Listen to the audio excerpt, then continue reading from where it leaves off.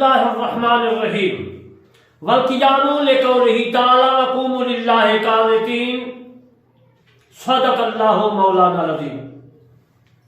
میں علامہ طارق حسین کرمانی بستی یاسرآباد چک مغل تحصیل میل سے ضلع بہاری صوبہ پنجاب پاکستان سے عرض کرتا ہوں کہ آج میں آپ کو نماز کا دوسرا فرض قیام کے بارے میں عرض کروں گا، جو میں نے قرآن مجید فرقان حمید وقوموا للہ قانتین پڑھی ہے، اور یہ ہدایت کی عبارت بھی میں نے ساتھ پڑھی ہے۔ میرے دوستو، میں آپ کی خدمت میں عرض کرتا ہوں کہ میرے چینل کرمانی ٹی وی، جس میں میں قرآن مجید فرقان حمید کی تفسیر اور نماز کے فرائض عرض کر رہا ہوں، اور دوسرا میرا ٹی وی ہے کرمانی ٹی وی 3، اس کو بھی آپ نے سبسکرائب، لائک، کمنٹ اور شیئر ضرور کرنا ہے تاکہ آپ کو بھی ثواب اور مجھے بھی ثواب۔ اب میں آپ کو نماز کا دوسرا فرض قیام کے متعلق مسائل احکام عرض کرتا ہوں۔ اللہ تبارک و تعالی نے فرمایا وقوموا للہ قانتین، اور قیام کو کیونکہ اللہ تعالیٰ کا فرمان ہے، اور کھڑے ہو جاؤ اللہ تعالیٰ کے لیے خشوع کی حالت میں۔ نماز میں ہم قیام کرتے ہیں تو قوموا للہ قانتین سے ثابت ہے کہ قیام نماز میں فرض ہے۔ اور والقیام یعنی فی صلاۃ ومنھا القیام، یہ در مختار کی عبارت ہے، اس کا ترجمہ میں عرض کر دیتا ہوں۔ اور ایک نماز کا فرض جس کے سوا نماز نہیں ہوتی، کھڑا ہونا ہے، یعنی قیام اگر کوئی آدمی نہیں کرے گا تو نماز نہیں ہوگی۔ والقیام یعنی فی صلاۃ الفرض والوتر، قیام فرضوں کی نماز اور وتر میں فرض ہے۔ یہ عبارت میں نے جو پڑھی ہے یہ جوہرۃ النجیہ کی ہے، اور سراج النہار میں بھی ہے، اور فتاوی عالمگیری میں بھی یہ عبارات موجود ہے۔ اور تھوڑے سے ٹھہرنے سے جس کو قیام کہہ سکتے ہیں ادا ہو جاتا ہے۔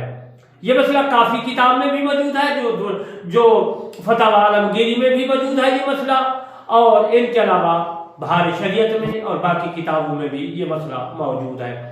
وحدہ القیام یکون بحیث، یہ عبارت جو ہے فتاوی قضاء فی الطاوہ کی ہے، اور ہر صورت قیام کی یہ ہے کہ اگر اپنے ہاتھ لمبے کرے تو گھٹنوں تک نہ پہنچے، بغیر عذر ایک پاؤں پر کھڑا ہونا مکروہ ہے۔ یعنی آپ سمجھ گئے اس عبارت کو جو میں نے پڑھی ہے، وہ یہ ہے وَيَكْرَهُ الْقِيَامُ عَلَى أَحْدَ الْقَدْمَيْنِ فِي صَلَاةٍ مِنْ غَيْرِ عُذْرٍ، اور صورت قیام کی یہ ہے، یعنی کھڑا ہونا جو صورت ہے وہ یہ ہے اگر اپنے ہاتھ لمبے کرے تو گھٹنوں تک نہ پہنچے، یعنی آدمی قیام میں کھڑا ہوتا ہے تو سیدھے ہاتھ دونوں کرے کہ گھٹنوں تک نہ پہنچے، بغیر عذر، ہاں عذر ہو تو پھر جائز ہے، اگر بغیر عذر ایک پاؤں پر بھی کھڑا ہوا تو یہ بھی مکروہ ہے، اور نماز جائز ہو جاتی ہے، اور اگر عذر ہو تو مکروہ نہیں ہے۔ یہ مسئلہ جوہرۃ النجیہ میں بھی موجود ہے، اور سراج النہار میں بھی، اور فتاوی عالمگیری میں بھی۔ کمی کی جانب اس کی حد یہ ہے کہ ہاتھ پھیلائے تو گھٹنوں تک نہ پہنچے، اور پورا قیام یہ ہے کہ سیدھا کھڑا ہو۔ در مختار نے اس مسئلے کو لکھا ہے، اور فتاوی شامی یعنی رد المختار میں بھی یہ مسئلہ موجود ہے، اور بہار شریعت میں بھی یہ مسئلہ موجود ہے۔ میرے دوستو، در مختار باب صدقۃ الصلاۃ میں یہ ہے کہ اور قیام کی مقدار اور فرض ہو اور واجب اور مسنون اور مستحب اس کے اندر قرات کی مقدار پر ہونے کی منحصر ہے۔ قیام اتنی دیر تک ہے جتنی دیر تک قرات ہے، یعنی بقدرے، یعنی کہ بقدرے کا معنی تو ہر آدمی ہی جانتا ہے، اس کی تفسیر کرنے کی ضرورت نہیں، یعنی بقدرے قرات فرض قیام فرض، اور بقدرے واجب اور بقدر سنت یہ مسئلہ در مختار میں موجود ہے، بہار شریعت میں بھی ہے۔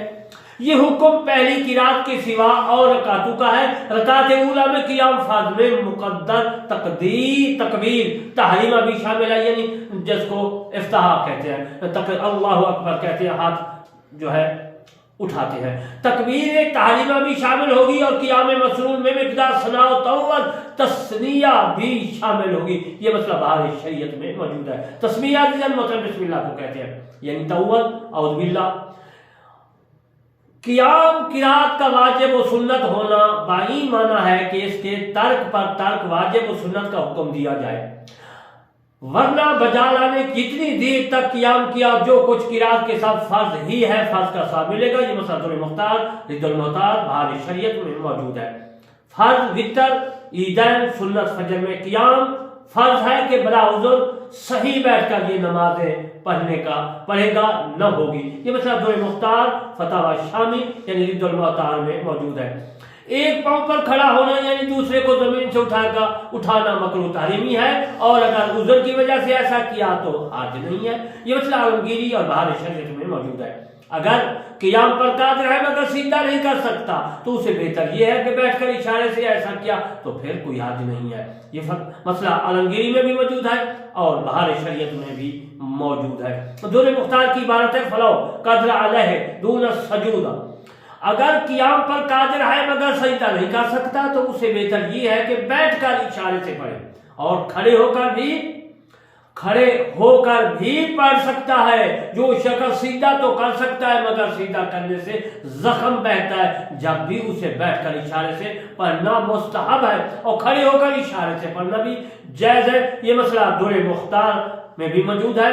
در مختار فتاوی ہے عربی کا، اس میں موجود ہے، اور فتاوی عالمگیری میں بھی موجود ہے، اور ان کے علاوہ فتاوی اپنے بہار شریعت میں بھی موجود ہے مسئلہ۔ اور در مختار کی عبارت میں نے کچھ پڑھی ہے، اس کا ترجمہ کر دیتا ہوں۔ وہ یہ ہے کہ جس شخص کو کھڑے ہونے سے قطرہ آتا ہے یا زخم بہتا ہے اور بیٹھنے سے نہیں تو اسے فرض ہے کہ بیٹھ کر پڑھے۔ اگر بطور اس کے روک نہ کر سکے، یوں ہی کھڑے ہونے سے چوتھائی سطر کھل جائے گا یا قرات بالکل نہ کر سکے گا تو بیٹھ کر پڑھے، اور اگر کھڑے ہو کر بھی کچھ پڑھ سکتا ہے تو فرض ہے جتنی پر قادر ہو کھڑے ہو کر پڑھے، اب باقی بیٹھ کر پڑھے۔ ہماری شریعت کوئی جو ہے اتنی کسی پر جو ہے زبردستی نہیں کرتی۔ یہ مسئلہ در مختار اور رد المحتاط میں موجود ہے، اور بہار شریعت نے بھی در مختار اور فتاوی شامی سے نقل کر کے اپنی کتاب بہار شریعت میں لکھا ہے۔ وَلَا وَأَصْنَعَ فَأَوَّلُ الْقِيَامِ الْخُرُوجِ۔ اجل مسلم در مختار نے لکھا ہے کہ اگر اتنا کمزور ہے کہ مسجد میں جماعت کے لیے جانے کے بعد کھڑے ہو کر نہ پڑھ سکے گا اور گھر میں پڑھے تو کھڑا ہو کر پڑھ سکتا ہے تو گھر میں پڑھے، جماعت میسر ہو تو جماعت سے پڑھ، ورنہ تنہا اکیلا پڑھے۔ یہ مسئلہ در مختار میں بھی موجود ہے، اور میری تفسیر کرمانی میں بھی یہ مسئلے موجود ہے، اور رد المحتاط میں بھی یہ مسئلہ موجود ہے۔ یہ فتاوی شامی میں کھڑے ہونے کے سے محض کچھ تکلیف ہونا عذر نہیں، بلکہ قیام اس وقت تک ساکت ہوگا کہ کھڑا نہ ہو سکے یا سجدہ نہ کر سکے، یا کھڑے ہونے یا سجدہ کرنے میں زخم بہتا ہے، کھڑے ہونے میں قطرہ آتا ہے، یا چوتھائی سطر کھلتا ہے، یا قرات سے مجبور محض ہو جاتا ہے۔ جو ہی کھڑا ہو تو ہو سکتا ہے مگر ان سے مرض میں زیادتی ہوتی ہے، یا دیر میں اچھا ہوگا یا قابل پر جو ہے داشت تکلیف ہوگی تو بیٹھ کر پڑھے۔ یہ غنیہ میں لکھا ہے۔ اگر عصا